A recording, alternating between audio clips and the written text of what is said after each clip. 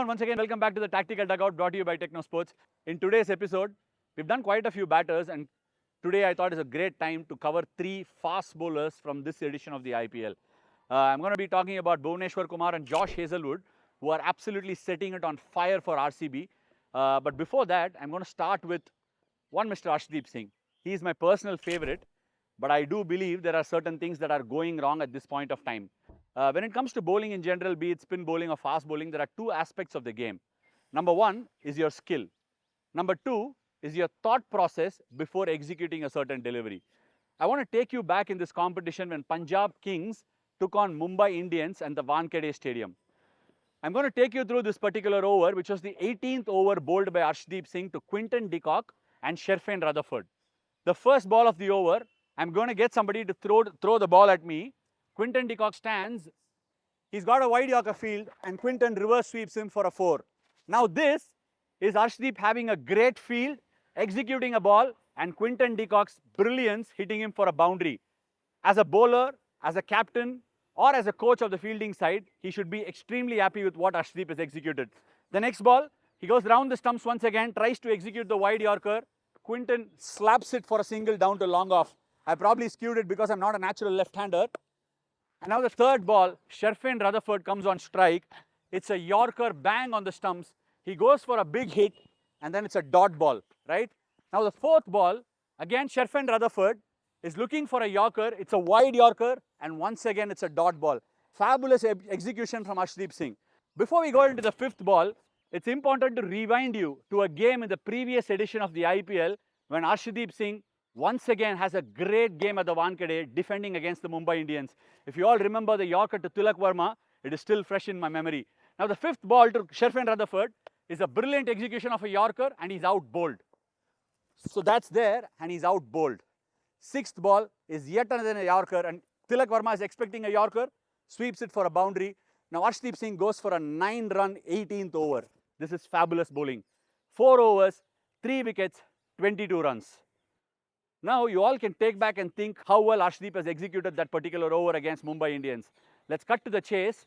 He's defending 3 overs, 35 against Rajasthan Royals. He's bowled a defensive over against Mumbai Indians. But look at this over, the execution of this over. Even the execution of the over is not so much of a problem, but the thought process behind the execution. There are 2 aspects in the T20 game, which is wicket taking and the other one's thought process invoking the wicket taking. He's got a wicket of the 18th over, getting Sherfane Rutherford bowled with an absolute pearler of a Yorker. Now he is hunting wickets against Rajasthan Royals. Donovan Ferreira is batting, Shubham Dubey is batting. He's already gone for 51 runs in 3 overs and he's hunting down wickets. The thought process is really worrisome. He stands here, Donovan Ferreira is on strike. He executes an over the wicket, slower ball, knuckle ball straight in the slot and Donovan Ferreira absolutely smacks it for a 6. Right, that's in the wheelhouse. There is only one thing the slower ball can do apart from going for a 6 is to get you a wicket. 3 overs 35, you're hunting down a wicket with a slower ball. I'm not too sure about the thought process of the execution. He goes round the wicket. Donovan Ferreira is once again on strike, tries to execute a Yorker. It's not well timed, but he hits it for a boundary again. It's brute force from Donovan Ferreira. Now up until here, the third ball is again well executed, a Yorker, a wide Yorker on this line.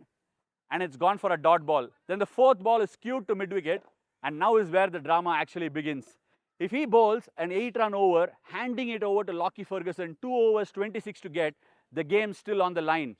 He bowls a knuckle ball, slower bouncer to Dubey, very well executed this height and he's left it. When you bowl the 5th ball at this height, it's a great execution of a bouncer.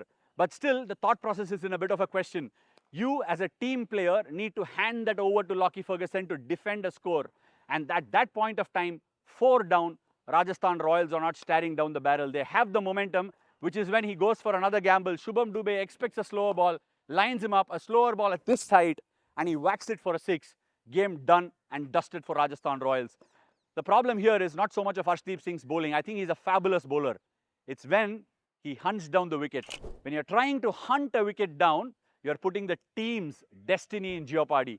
It's very important to understand that wickets are gotten when you bowl in clumps, when you bowl in pairs.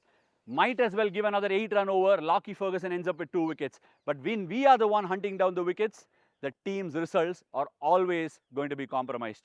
Thought process over execution is the only one that's standing between Arshdeep Singh getting wickets and bowling a fine spell. It's the same Arshdeep who got 4 overs, 22 for 3 at Wankhede, because he knows Wankhede is a small ground. He knows the margin of error is very little.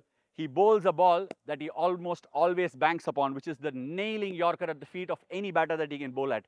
But with Rajasthan Royals, he's tried to test the waters, he's bowled slower balls, he's bowled knuckle balls, and he's gone the distance and probably made a difference in the result for the game for his team. All right, now it's over to the bullet train of a team, RCB. We can talk about the batters, Virat Kohli, Phil Salt, Jacob Bethel, Tim David. You can keep on going, Devdutt Padikkal. But the two bowlers that are making an absolute difference for RCB are Josh Hazlewood and Bhuvneshwar Kumar.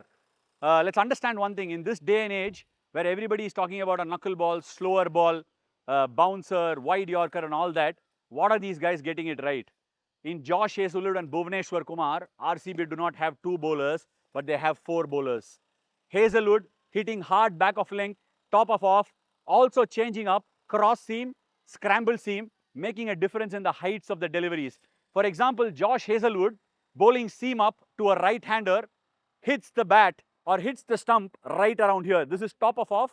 He goes from anywhere here to here, mixes it up with a bouncer, goes cross seam, which changes in direction and also in terms of skid.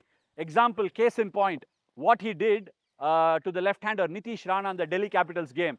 It was at him, it skidded at him, and he didn't have time. He went to hook it and got caught at slips. This is what Josh Hazlewood does. He's a 6'4" or 6'3" tall Aussie test match length bowler. And what does Bhuvneshwar Kumar do? He is 2-in-1 for RCB. If I get a kid or anybody else to bowl outswinger here, they probably can. If I get another one to bowl an in-swinger, they probably can as well. But what does Bhuvi do? Does both of them being a single point bowler. The greatness of Bhuvneshwar Kumar not just relies on bowling outswing and in-swing alone. Remember at Guwahati, he brings the ball right back into Vaibhav Suryavanshi, full and swinging from round the stumps.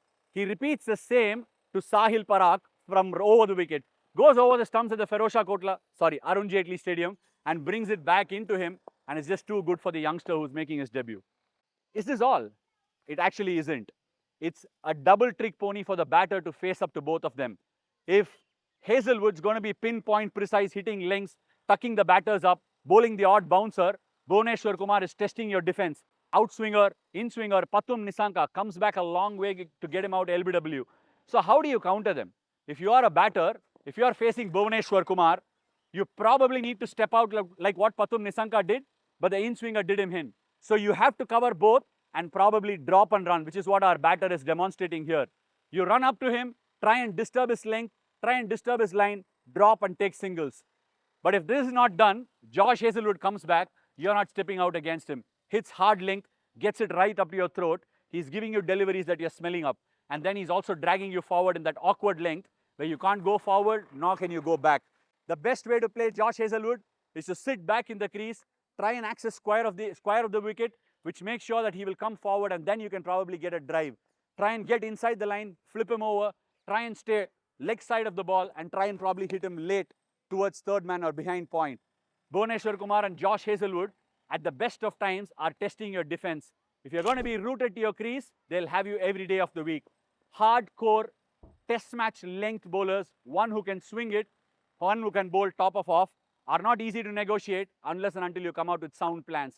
At the moment, that train is running at a rapid pace. To stop the train, you need to pull Bhuvneshwar Kumar and Hazlewood right from underneath the carpet.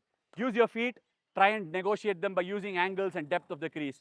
That's the only way you're going to get away with these two bowling up with the new ball. That probably is a wrap on this episode of the Tactical Dugout, brought to you by Technosport. And our game changers of the week are Bhuvneshwar Kumar and Josh Hazlewood.